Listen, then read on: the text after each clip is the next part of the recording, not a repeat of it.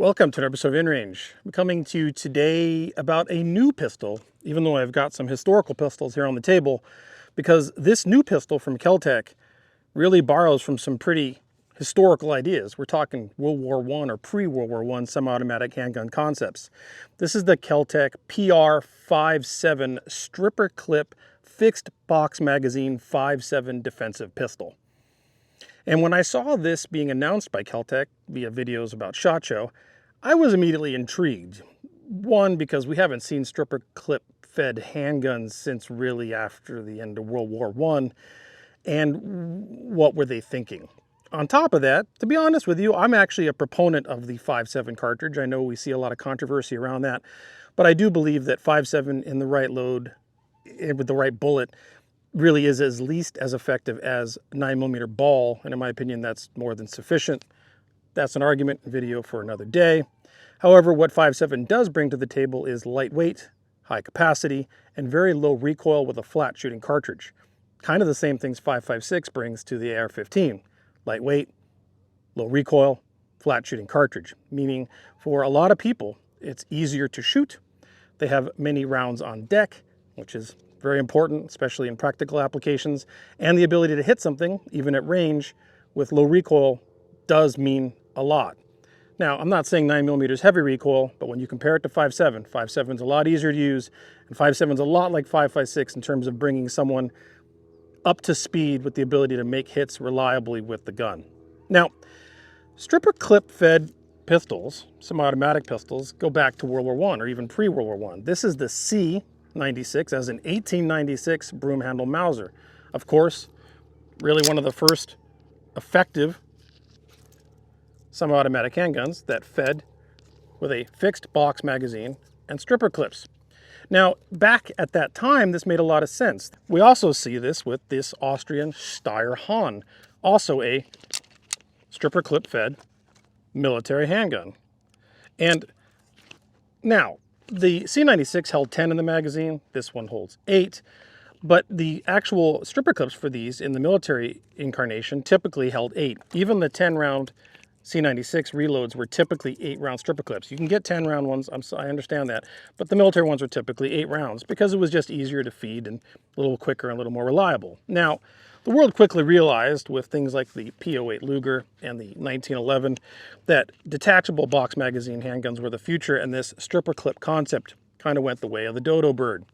But here we are in 2025, and KelTec, who's never one to be shy about releasing interesting, if not frequently innovative designs, re-releases or comes out with a new modern handgun and a very modern cartridge, also fed by stripper clips. Now, why would they do this? And I think there's some reasonably good arguments as to why. When you're thinking about a concealed carry, lightweight handgun, especially a defensive one, statistically, and we can argue about this all day long, but we know that statistically reloads aren't really much of a thing in those scenarios. The rule of 3 is reasonably true. 3 rounds fired in 3 seconds within 3 yards. And having a lot of rounds on deck without having to reload is better in those rare situations in which you need more rounds than 3. I'm not saying you shouldn't have more rounds than 3. Don't misquote me. But in those rare situations in which things exceed the need for 3 rounds in a civilian self-defense scenario, having more in the gun is better than having to reload, as well as having to carry spare magazines and all of that. Well, one thing about these stripper clips, that they come with 2 of them when you buy the gun. They're small, light, and easy to put in your pocket. So if you want to carry reload, it's not that big a deal. But the reality is 20 or 21 rounds in this gun coming out when you need it means you're not reloading anytime soon unless you're dumping a heck of a lot of rounds in a really bad scenario. And at that point, I would wonder why your mission at that point is to not evacuate that scene rather than try to reload. But again, who can predict such things? One of the challenges with KelTec historically has been they come out with a cool idea, you can't buy them. Well, this one you can get, this is on the market. And another thing that sometimes happens with KelTec, sorry, not trying to throw shade at you guys, is that they come out with a cool design and then it just isn't that reliable. Well, my experience with this is that it actually is. I got this, immediately fed it up with ammunition, multiple different types of ammunition, American Eagle, FN ammunition, other stuff, everything I had, and all of it worked just fine. I've had 0 malfunctions with this gun, and I've shot it quite a bit. So that's cool. The stripper clip feeding is actually really easy to do. That's pretty cool.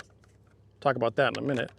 And with 2 of them, you can refill this gun quite quickly. As fast as with a detachable magazine? No, but certainly quite quickly.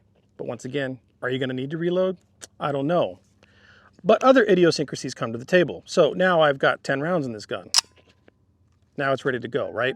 Well, there's no safety. However, it is a DA trigger pull, which we'll demonstrate more in a minute when the gun's not hot. However, let's say I don't want to shoot this and I want to unload it. There's really only 2 ways. One, disassemble the box magazine that's internal, or just frankly, cycle them out.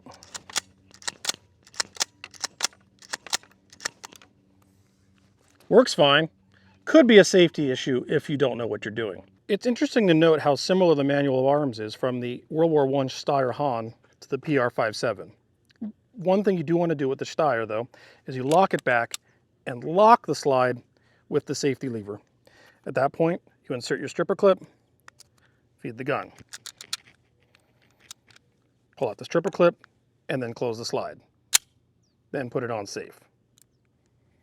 Now, the PR57 is better in that you don't have to manually lock the slide. It just happens automatically. Then you have your stripper clip. They're really pretty well designed, simple, polymer, little plastic spring holds the rounds, they don't rattle. You insert that into your feed lips, and then chamber the ammunition into the magazine. You'll notice this little plastic thumb thing falls out. You have to find that, put it back in. So I was curious, because I know I'm going to lose that. While it rattles a little bit once you don't have the little thumb rest, does it still work? And the answer is yes, it does. You don't need it. It's just a convenience. Now, that's 20 rounds.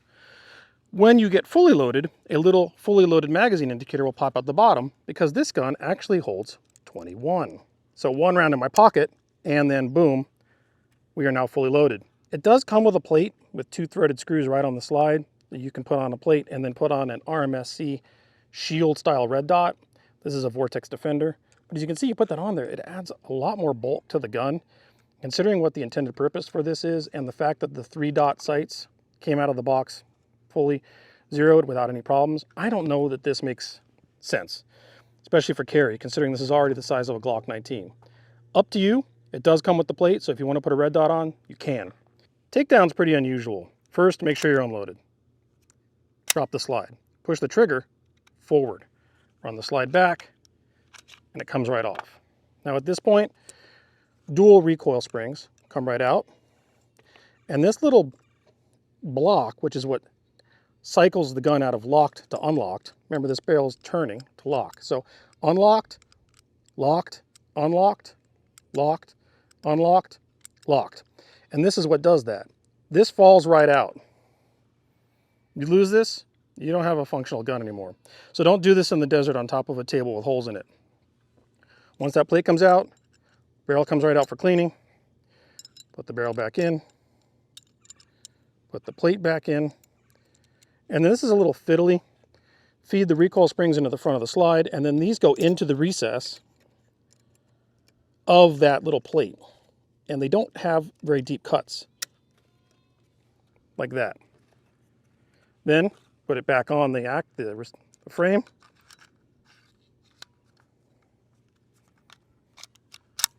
And then push the trigger forward. And that's it.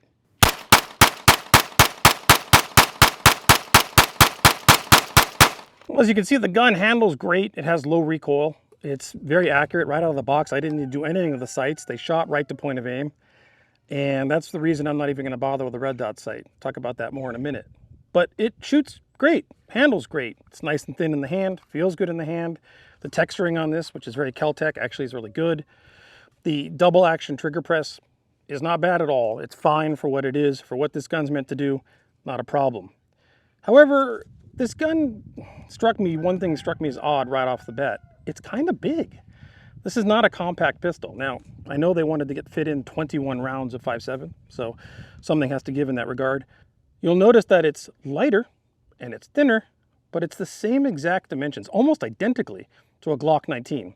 So while that thinness does help with concealed carry, you're still dealing with something overall size of a Glock 19. Now, a Glock 19 has been the gold standard of concealed carry for a long time, so maybe this doesn't matter in that regard. But in a world where things like the Bodyguard 2.0 exist that are really small and compact and hold quite a few rounds, it does seem odd that this is that big to me. I like it.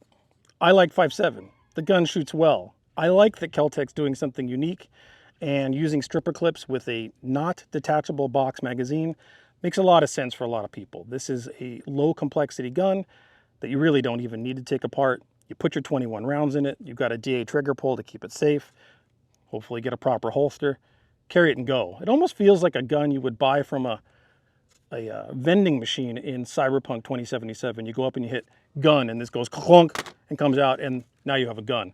You shoot it till it's empty and then throw it away and go get another one. Obviously you don't throw this away, but it kind of has that vibe, and it doesn't feel like poorly manufactured. It's not low quality. It's typical KelTec quality, if you know what that means in terms of the polymer and how it feels, but it feels good, was reliable. I have had 0 malfunctions with this, and I've shot hundreds of rounds already, and it works great. It shot directly to point of aim right out of the box. Threw a red dot on it, decided I didn't want that anymore because it was already too bulky for my interest, and if I were to carry this, I would rather have it be smaller and more concealable than have a giant bulbous red dot hanging off of it. And I don't think you need it for what this is designed for. The stripper clips work fine. I don't know that you'd even carry them with you. Just makes it easier to load, although you can load it manually, 1 round at a time if you wanted to. Cool. It's a cool gun. It's a cool idea. Do we go back to stripper clips in 2025 after that era really ended post-World War I? I don't know. Does it do what it's supposed to do? Yes. Would it be an effective carry piece? I absolutely think so. With 21 rounds of 5.7 on deck, with the right ammunition, I don't think you're going to have a problem with running out of ammunition in any self-defense scenario that one would typically, hopefully, never find themselves in. And as I said earlier in the video, reloading in a self-defense scenario, especially civilian ones, is statistically just doesn't happen. If you like 5.7 and you want a 5.7 carry piece, this is probably the best of breed in terms of overall size, capacity, weight, and concealability. Even though it's the size of a Glock 19, that thickness, or I should say thinness, and the weight does make a big difference. Reliable, cool. Disassembly is a little funky. If you lose that plate, you got a problem. Don't. But I will commend KelTec for doing something different and unique. And I'm excited to see more and more 5.7 offerings come to the table because I think it's an interesting cartridge that hasn't been really fully explored. I hope you enjoyed this review. I hope you found it to be honest and legit. I bought this with my own money. This was not sponsored content. KelTec has no relationship with InRange. No one sent me any of this, the ammunition, the red dot, this pistol. I am completely supported now for almost a decade via viewers like you. Patreon.com/InRangeTV. It allows us to be the unique voice we are in this community, as well as do honest reviews with no influence over what we say, what we decide to review, or what kind of content we make. If you already are supporting us, thank you so much for keeping this channel alive. If you'd like to consider it, patreon.com/InRangeTV. Literally every dollar counts. A dozen of you jumping in to help keep this channel alive makes a huge difference for what we can do on the channel. So thank you for making that possible. Hopefully you enjoyed the video. The YouTube algorithm probably will not promote this, but you can. Subscribe, hit the bell. You may or may not ever get a notification because we're pretty screwed by the algorithm. But if you were to share this video with people you think might appreciate it, your friends, Facebook pages, Reddit pages, groups you're in, whatever, you could be the organic algorithm for us. Thanks for watching and stay tuned for more.